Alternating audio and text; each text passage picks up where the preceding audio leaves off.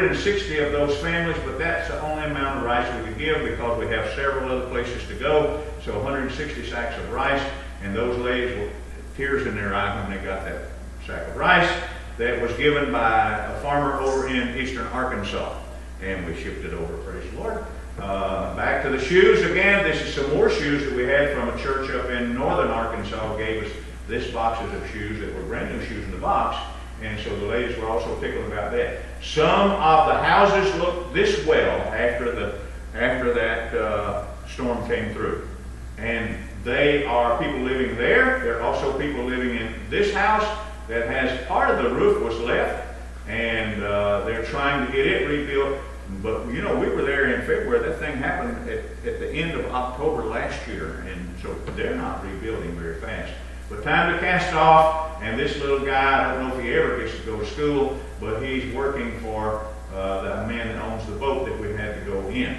Now then, in one of our churches there, we're doing a vacation Bible school workshop, and we also had an opportunity to give away some rice and other things, and shoes and some other things there we'll look at in a minute. These are bags of Bible school books that they came to pick up. This lady is learning how to teach Bible school. She has one of the books, one of those like you just looked at, and then some bags of rice. We gave 300-pound bags of rice to three pastors, but one of them was not there when I made the picture. I guess he took his rice home early.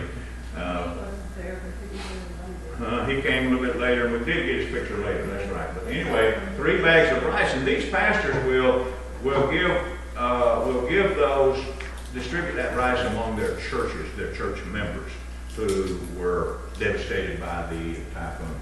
Okay, and then we have some Bibles and just a few of our 5,000 leaflets left. And then we went down to another city, San Carlos City in Negros Island, and this is still in the central islands part of the Philippines. We gave away here, these are children in the building that's a church house. Ain't no walls, they don't need any. Don't ever get cold. But they do need a lot of ventilation because it's always hot. So, no walls. But that whole thing was blown away by the typhoon. Never mind. And they did get it rebuilt by the time we got there. They did manage to get that roof back up so they could have church. So here we are in the building, and those are only children. And I don't know, it's a couple hundred kids there, huh? And we gave them the kits, toothbrush, bar soap, so forth. And then we gave also a pair of shoes. I don't know if that's some you brought or some others, but a pair of shoes for the girls. And these girls also get, is that milk? They're drinking their milk, aren't they? They also got a glass of milk and a bread. And here's the rice that we gave away to these families, all in the little bags like we were talking about a minute ago. And this lady just wanted to stop to say thank you for the things that we did. Then we go back home to Luzon, and this is the books. We had a total of 25,000 Vacation Bible School books. That's almost as much as we distributed through Texarkana. You know that? 25,000 Filipino children. Actually, there'll be far more than that because most of these books will go one book to a class. And there'll be one book for 10, 12 kids. And so that's the way that works. So there are not the number of children in this country that we have in the Philippines. A lot of children in the Philippines. Okay? Now, these are people registering for our Bible school workshop, and that's where we distribute these books. And these are a couple pastors looking at some of the books and literature there. And this one is the mayor of San Fernando, Pampanga, a city of over 750,000 people. And he is our friend. He's another one of those who wants us to come to teach every school child. Brother Brad, I have to tell you, I'm hungry. But I have to tell you, the mayor has got Jeremiah on a committee of 3 who are responsible for working up a curriculum for every elementary school child in the city. And we will be able to use our books to teach, if we can get enough of them, to teach every child in the school system of that city. There are 20,000 children enrolled in 1st through 6 grades, 20,000 children. And that means they get a new crop every year, right? So we have to get 20,000 to start with, and then we got to get enough to take care of all the new students every year and go through. We got to get that 20,000 every year. So that's terrible, huh? I hate it. But as the Lord supplies the funds, we'll do it. And the good news is that once we get it started, the mayor says the city may have some money to help pay for it. That'll be good too, won't it? We can teach the children. What are we going to teach? That God made the world. That we are created by God. That we are responsible to God. We need Jesus as our Savior. We need to serve the Lord all of our life. Those are the basic principles that we'll be teaching. But the mayor also furnished a truck that took all of the relief goods down to that Negros Island. A 3-day journey. And all we had to do was pay for the gas. But the good news is, wasn't much gas because most of the journey was made on the ferry boats. So that was good too, wasn't it? Okay. Now here's our office during the Bible school workshop that was overcrowded. The building, our office building, is it as big as this room? It may be almost as big as this room. And when you get a room full of Filipinos, you got a lot of people. You may say this building right here would seat for church in Gainesville, Texas. We may get 150 people in here, at the most 200. Our building can get over 300, and it's not any bigger than this, and it's wall-to-wall people. But you can see they stand elbow to elbow, and they're not that big of people, so we get a big crowd. And here they are standing out there for lunch, getting ready for lunch, and here's Rita teaching them how to teach Bible school. Now I wanted to point out, this little lady is in charge of a youth ministry in that island of Palawan. The first time we have ever had from our kind of Baptist a ministry in Palawan Island. She took back with her, how many, Rita? I forgot. 15, well, material for 1,500. 1,500 student leaflets. 1,500 for the children that this lady will be teaching in Bible school. Actually, she did that last week. The Bible school's over there now. That's terrible, isn't it? To think about. And she said, Pastor, could you come over next year and train our workers how to teach Bible school? And we're going to pray that God will send a missionary over there to get some churches going. Huh? It's so desperately needed. 1,500 for that one. And here we're loading her books and some more into this truck, and it goes to Manila, and we'll put those books of hers on a ferry boat, and they'll go from Manila to her island, about a week's journey by boat. By the time they get over there to her, they're already there, of course. And so, full up. Now that we had a 4th anniversary celebration of the church, Jeremiah the pastor, Sandra Crawford from Star City went with us to Rita, and Rita made the picture, and that's me there. Okay, so, and we have to eat lunch after church. There he is, the pig. Can you see the pig?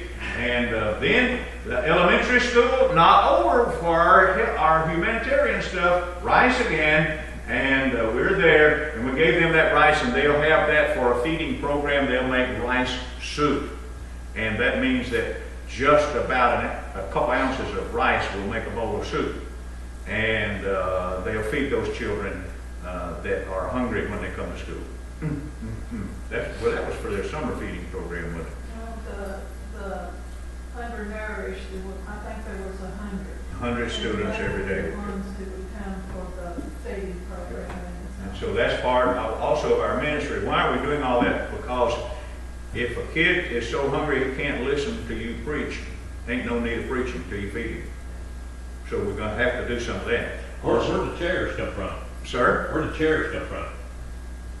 These chairs? Yeah. You know that the public school actually bought those. The government bought those chairs for the school. This is school chairs, school property. We're on the campus. You can't believe that we can go to public schools. I'm talking about public schools and teach children how to be saved. One of these days, American politicians will wake up, we hope, and understand that Christianity is the only religion in the world that is good for a society. Amen. True Christianity makes people honest. True Christianity makes people healthy. True Christianity makes people work for a living. We teach that. We don't make them do it. We teach that. And when people practice true Christianity, it makes a better society. We don't force ourselves on anyone. God's people don't. You remember? Peter cut off the man's ear. Jesus said, don't do that. But what's going to happen to those 300 school children that got kidnapped? What do they have in mind for those girls? Folks, America had better wake up. Amen. But the mayor said, the mayor of that city is in charge of the education of these children. He said, I want you to teach them about Jesus. Why, Mr. Mayor? Because if they learn about Jesus, they will be good citizens. Our people say, take God out of our society. I'm sorry. Didn't come to preach, did it? Okay. So, here we go. We give them this. This is a school where the kid was crying. We give them that. And by the way, this is a church up in Oregon sent us these little things. The washcloths and stuff like that in there. And they also wrote a little note saying thank you. And they wrote some notes saying thank you for the children here. But I didn't get them to bring to you. I had on my mind. That's one reason I wanted to come. But I didn't get those thank you notes. But they do write notes saying thank you. And these little girls are just as happy as they can be to get a tube of toothpaste and a track. I think that's a track right there. Color, a little box, 20-cent box of crayons, coloring crayons like these boys were using this morning, or these girls were using this morning. And here is the student body of a different school with the bags of rice. And now outside the gate, you cannot see, but outside the gate, these children's parents are waiting because they were told that we were bringing rice. So the parents waited, and once we dismissed that assembly of the children, after we preached to them, taught them about Jesus, because this is elementary school, kind of like your story. Oh, I love that story this morning. About those wood ducks. I can't imagine that little wood duck jumping out of the nest, huh? Wow, but I see somebody here jumped out of the nest and got wounded. Huh? Okay. He didn't make a good landing, did he? Okay. So the rice, the parents are waiting out there for the rice, and we give them away. We gave them all those other things in a Bible. We gave them a Bible. They're holding up their New Testaments. All the children are holding up New Testament. Every one of them got one. And you can't do that even in the U.S. school today. But they love it. Are they looking at the Bible, or are they just kind of going to throw it away? They're going to take it home and read it, huh? Now, when they saw that, the principal of that elementary school said, Pastor, what about our teachers? They also need a Bible. And it just happened that we had some full Bibles in their language. Some of those boxes that we didn't give to the customs lady. So we gave all of them a Bible. All of the teachers in that school, a Bible. And then whenever they all got the Bibles as we were leaving, the pastor said, Brother Brad, now you have to come and have at least one Bible study every week for our faculty. So we have a Bible study at the schoolhouse before school. That's aggravating, isn't it? Now there's some more of the shoes that you guys collected on these little children. That was the last thing we did. We had those many shoes left over, and the children came from a settlement behind our office building, and some of them came barefooted, but they left with a pair of shoes. No shoes on her feet, but she's got them in her hands. And so they lived back there barefooted, all that. This is the middle of the city. not so good, is it? I wish you could be with us. But you know what? You have people here who need help. Right around you, I'm sure. When I read about the homeless in our town of Texarkana, it breaks my heart. Some of them are homeless because, like those two little children, they get on dope or alcohol or something else that takes away all of their livelihood, and it's hard to get off of it. In America, we have a big problem with crack babies. Huh? You know what they do in the Philippines? What they'll do with somebody who's on cocaine, when they pick him up, they may take him by helicopter to jail, and it's been known that some of those guys actually jump out of the helicopter over the ocean before they get to jail. It's been reported. So they don't think kindly about people like that in the Philippine Islands or in a lot of other places in the world. Our government, we're trying to get along with people, but we need to help them. Yes, ma'am. You were speaking about church and schools and stuff. I heard on the news the other day there was a little girl in school praying before she ate her lunch. She got suspended. Got suspended for praying God to bless her lunch she was about to eat. Right. That's sad. Here, Facebook. I think it was in Fort Worth. It was sad. You know, I know we're over time already, and I'm so sorry, but Red and I were privileged also to go one time to Albania, the most communist of communist countries other than Russia itself, during the communist days. And we went around, we visited some of the people. We had a mission work going there. The missionary was doing a great work. We were checking to see if we could help him in any way. And what I saw there was the government, the communist government right after World War II of Albania took all of the churches, whatever kind of church it was. It didn't matter. If it talked about God, they took that church building, confiscated it, made a public building out of it, or library or something else. Some of them were made into museums. But they outlawed religion, and they vigorously prosecuted anybody who displayed any kind of religion, even stamping out the Muslims, the Baptists, the Catholics, everything. But you want to know that today, Albania is one of the least moral countries in the world. They are more likely to have unwed children, divorces, children that are unable to function because they have no family to help teach them how. And that's what's happening in our country. The more we blot out religion, true religion, the more we stamp it out, the more in danger our society is. And we Americans have better wake up. We better. And it's not, I don't want to be just a sounding brass. I'm going to say that stories like this are everywhere. Okay, any other comments or questions? My two things was this, Brother Brad, and I'll push.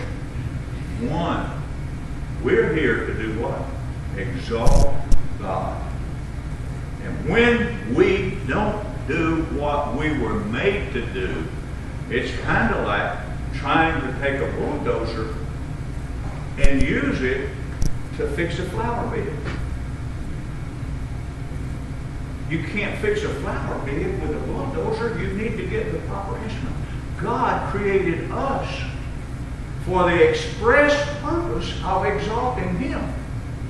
When we don't do that, when we exalt ourselves, we become miserable. That's a fact. And that's why Americans are so miserable. We have more people today wanting psychology and psychiatrists and clinics to help them do this or that. And we use drugs more than any other society that I know of to keep us thinking straight, because our thinking is already stinking thinking. Huh? We need to get back to God. So we're built to honor God, to exalt God. And then the second most important thing is that we help somebody else learn. It's not going to happen in Gainesville, Texas, unless we help others learn to exalt God. We're not mad at them. We want to help them. That's what it's all about. Serving God, serving others, just like you said in Sunday school. Thank you for letting us know. And oh, what a blessing you were for the children and the ladies over there.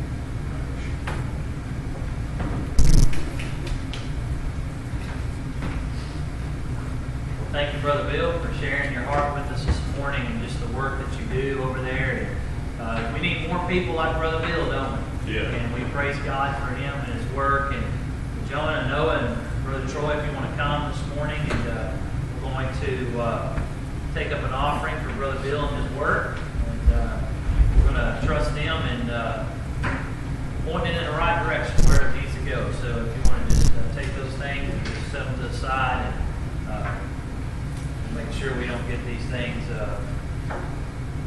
mixed up. So we just praise God for your love and just ask that wherever God leads you and lays it on your heart to help this ministry, we know that you're faithful and that you'll do so. And so, Brother Troy, would you pray and ask the Lord to bless this offering? Dear Heavenly Father, we have come before you once again, asking you to bless this little offering to the furtherance of your work, dear Lord, and to where it's going. They severely need your help, and may we be receptive to the needs of those people, of the work that needs to be done there, dear Lord. We thank you for everything you do for us, dear Lord. We know it's a lot, but it needs to be done, dear Lord, you know. So let it be your will, let it be done. Forgive us our many sins and shortcomings. In Jesus' name we pray and ask. Amen. Amen.